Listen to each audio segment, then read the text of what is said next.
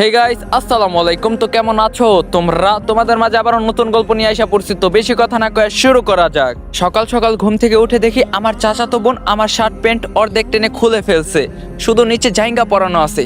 C সি সি সি। তখন আমি বললাম, এসব কি করছিস রিয়া? তোর মাথা খারাপ হয়ে গেছে? আমি তোর ভাই হই। সে যাই হস বলে সম্পূর্ণ টান দিয়ে আমার নিচ থেকে কাপড়টা নিয়ে গেল, শুধু জাইঙ্গা পরানো আছে। কোনো কিছু দিয়ে যে শরীর ঢাকবো তাও পারছি না, ও সব নিচে ফেলে রেখেছে। রিয়া, আমি যেই দাঁড়াতে যাব, উঠবি না, যেভাবে আসো সেভাবেই শুয়ে থাক।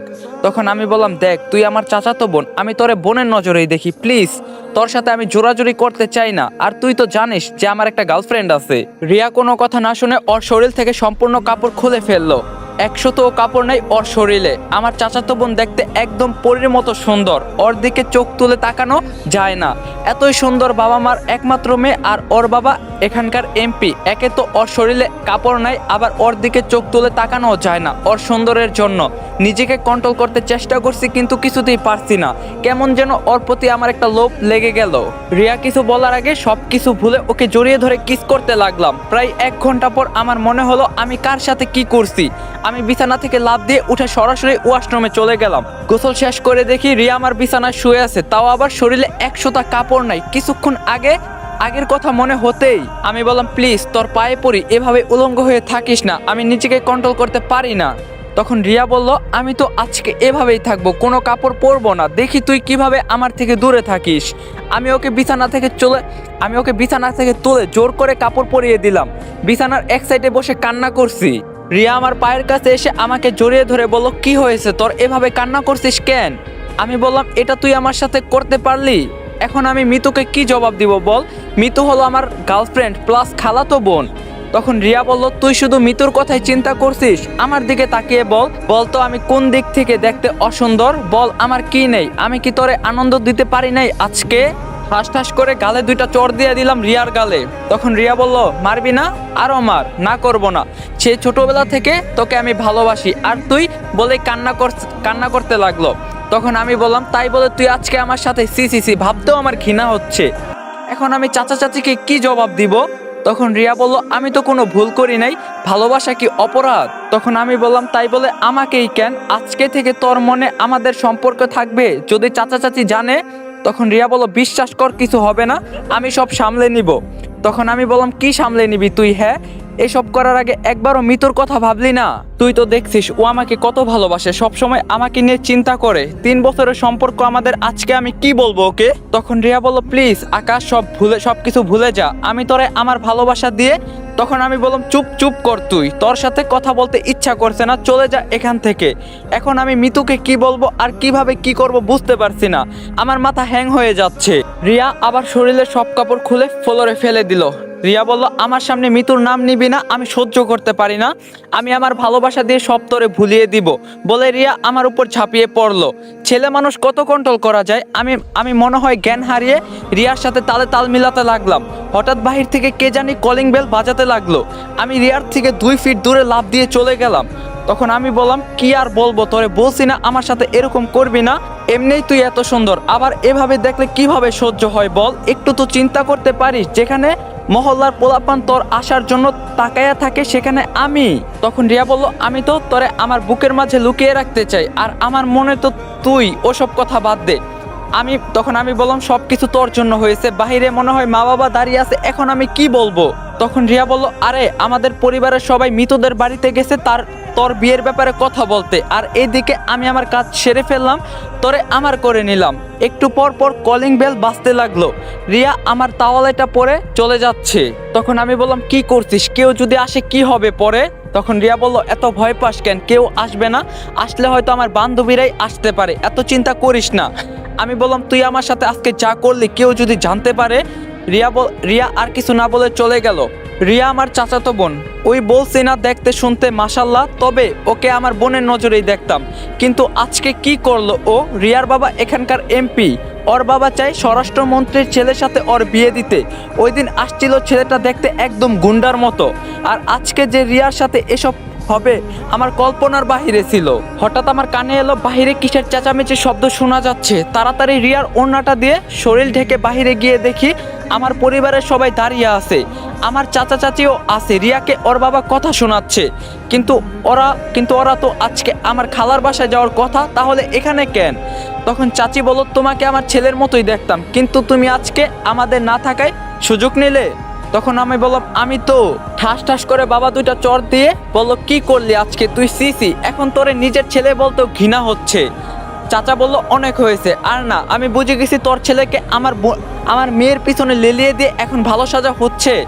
তখন আমার বাবা বলল, বিশ্বাস কর ভাই। রিয়া বলল, বাবা আমি। চাচা বলল, চুপ, কোনো কথা বলবি না, তোর জন্য এখন আমার মান সম্মান থাকবে। হাতে ইশারা করতে চাচার বডিগার্ড এসে বাবাকে আর মাকে ধরে ফেললো। চাচা বলল, ওকে মেরে এমন জায়গায় ফেলবি যাতে কেউ কিছু টের না পায়। আর আজকের পর থেকে বাবাকে উদ্দেশ্য করে বলল, যদি আমার পরিবারের উপর নজর দেশ, এভাবে লাশ হতে হবে কাউকে। চাচার অনুমতি পেয়েই বডিগার্ডটা আমাকে ইচ্ছামতো মারতে লাগলো। তখন আম্মু বলল, প্লিজ প্লিজ ভাই, তোমার পায়ে পড়ি, আমার ছেলেকে ছেড়ে দাও, বিশ্বাস করো আমরা এই দেশ ছেড়ে চলে যাব। তখন রিয়া বলল, বাবা ওকে মেরো না, ওর কোনো দোষ নাই। চাচার ইশারা পেতেই বডিগার্ড রিয়াকে আর চাচাকে ভিতরে টেনে টেনে নিয়ে গেল। আর বাবা তো বোবা হয়ে গেছে, কোনো কথাই বলছে না। আমার এখন খুব কষ্ট হচ্ছে, নাক মুখ দিয়ে রক্ত পড়ছে। বাবা আর মা আমার দিকে তাকিয়ে কান্না করছে। আস্তে আস্তে আমার চোখ বন্ধ হয়ে যাচ্ছে, কিছুই বলতে পারছি না। আমি কিছুক্ষণ পর জ্ঞান হারিয়ে মাটিতে পড়ে গেলাম। তখন চাচা বলল, এই হয়েছে, মারা বন্ধ কর, যত হোক আমার রক্ত, যতই হোক আমার রক্ত, মায়া লাগে, এবারের মতো মাফ করলাম। আর যেন আমার পরিবারের উপর তোর ছেলের নজর না দেয় বলে দিস, নইলে শরীরের জায়গায় থাকবে কিন্তু মাথা আলাদা হয়ে যাবে। আর আজকের পর থেকে তুই আমার সীমানায় যাবি না, আমি তোর মুখও দেখতে চাই না। আমার কোনো ভাই নেই, আজকে থেকে আমি একা। আজকের ভিতরেই এখানে একটা দেওয়াল তৈরি করবি সবাই মিলে, যেন আমি তোর ওই মুখটা দেখতে না পারি। বলে চাচা চলে গেল। আমার আম্মু বলল, আমার ছেলের কি হয়ে গেল? তোমার ভাই টাকা আর ক্ষমতা দেখে আমার ছেলের কি অবস্থা করছে দেখতে পারছো তুমি? আরো ভাই ভাই করবা না? বাবা আর মা আমাকে ধরাধরি করে হাসপাতালে নিয়ে গেল। মিতু সকালে উঠেই আমাকে কল দিল, কিন্তু আমাকে আর পেল না। আম্মু বলল, কে বলছেন? তখন মিতু বলল, মামি তোমার কণ্ঠ এমন শোনাচ্ছে কেন, এমন শোনা যাচ্ছে কেন? আর তোমাদের না আজকে আসার কথা ছিল? কোন পর্যন্ত এসেছো তোমরা? জানো আজকে আমি কত খুশি, আমি আমার ভালোবাসার মানুষকে আপন করে পাবো।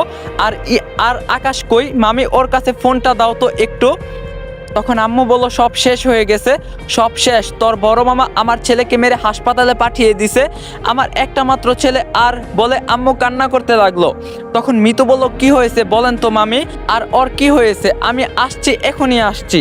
আম্মু আর কোনো কথা না বলে ফোনটা রেখে দিল। মিতু মনে মনে চিন্তা করতে লাগলো, এভাবে তো কোনো কারণ ছাড়া বড় মামা আকাশকে মারবে না। আর আমার আগে থেকে রিয়ার উপর সন্দেহ, ও তো আবার আকাশের সাথে। না না না, আগে আমাকে জানতে হবে কি হয়েছে।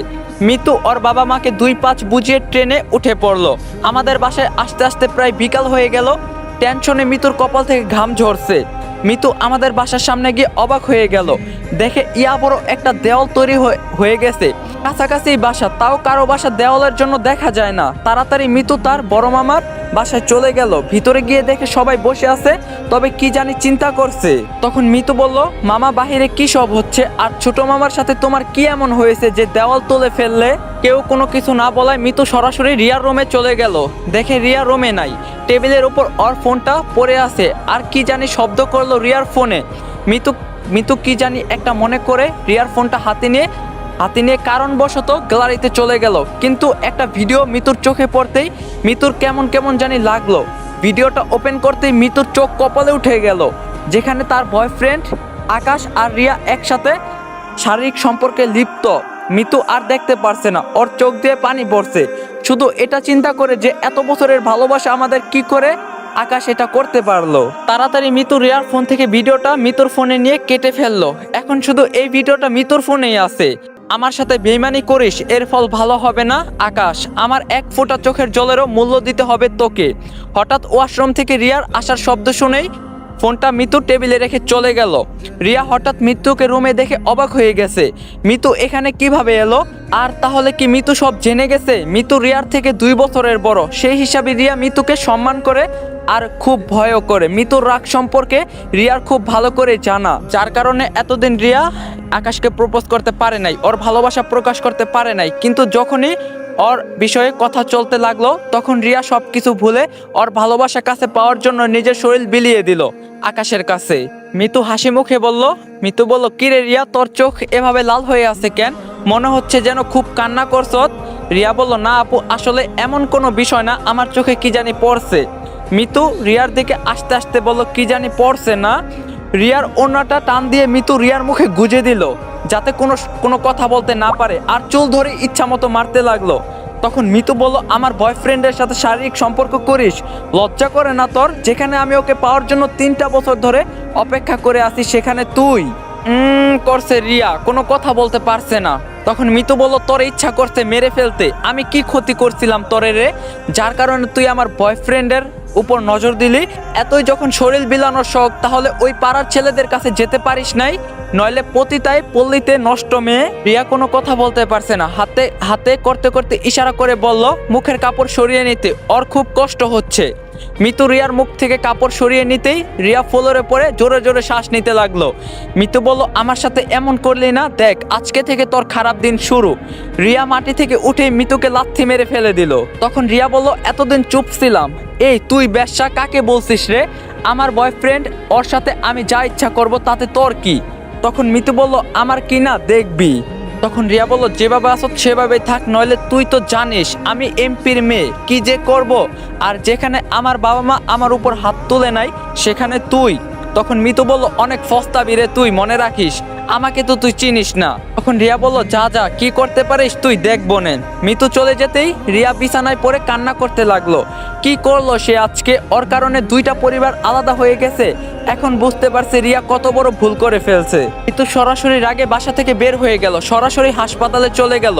মিতু বলল, মামি, আকাশ এখন কেমন আছে? আম্মু বলল, ডাক্তার বলছে কিছুক্ষণ পরেই জ্ঞান ফিরবে।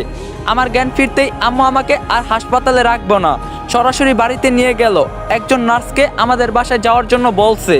আম্মু বলল, বাবা কি হয়েছিল বলতো আমাকে, তুই কি রিয়ার সাথে সত্যিই?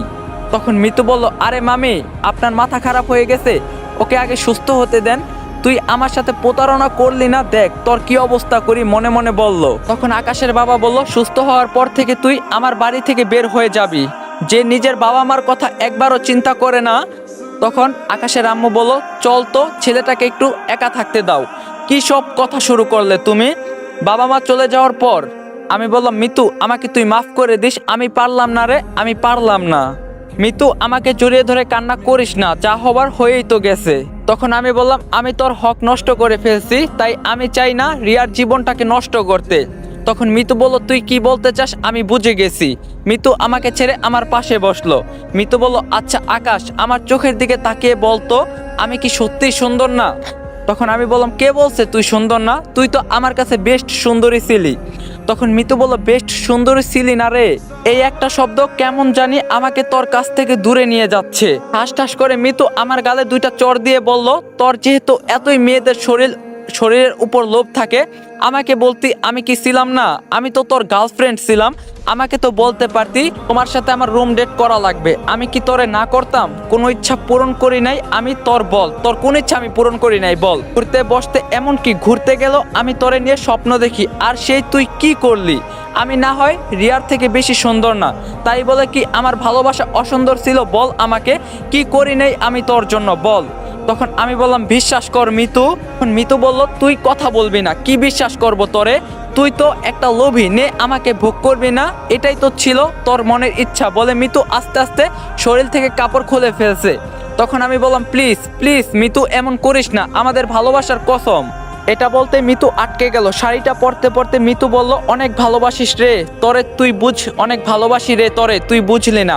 এত বছর ধরে আমাদের সম্পর্ক, রিয়ার শরীর টাচ করার আগে আমার কথা একটু মনে করলি না যে ওর মতো আরেকটা মেয়ে আমার পথ চেয়ে বসে আছে? আমি সারা রাত ঘুমাতে পারি নাই আমাদের বিয়ের কথা চিন্তা করতে করতে, বিয়ের পর আমরা কি কি করব, আর তুই ছি ছি ছি ছি। তখন আমি বললাম, অনেক হয়েছে রে, আর অপমান করিস না, সহ্য করতে পারছি না। তখন মিতু বলল, আমি তোরে ভালোবাসতাম বলে এতদিন ভদ্র ছিলাম, কিন্তু আজকের পর থেকে আমার খারাপই দেখতে পারবি।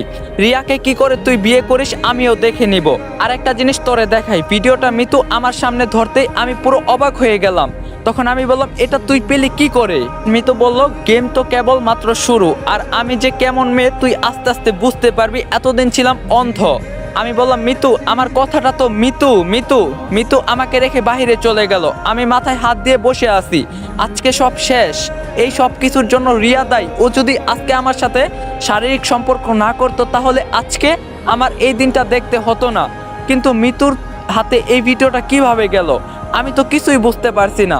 একটু পর মিতু আমার হাতে দুধটুকু দিয়ে বলো রেডি থাকিস, আজকে রাতে খেলা হবে। তখন আমি বললাম মানে কি সব বলছিস তুই? তখন মিতু বলল ওই বলছি না, এটা তো কেবল শুরু।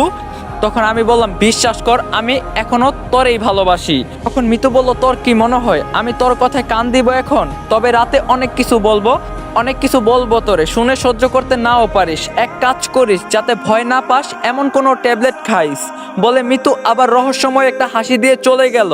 গাইস নতুন গল্পের পার্ট 1 আপনাদের কাছে কেমন লাগছে অবশ্যই বলবেন। আর যারা টিকটক থেকে আইছেন তারা একটা করে কমেন্ট করবেন, সবাই রিপ্লাই দেওয়ার চেষ্টা করবো। আর ভিডিওটা বেশি বেশি করে লাইক দিবেন। তো আমাদের 70K সাবস্ক্রাইবার হইতে আর মাত্র 1500 সাবস্ক্রাইবার বাকি আছে, তো সবাই বেশি বেশি করে সাবস্ক্রাইব করবেন যারা নতুন আছেন।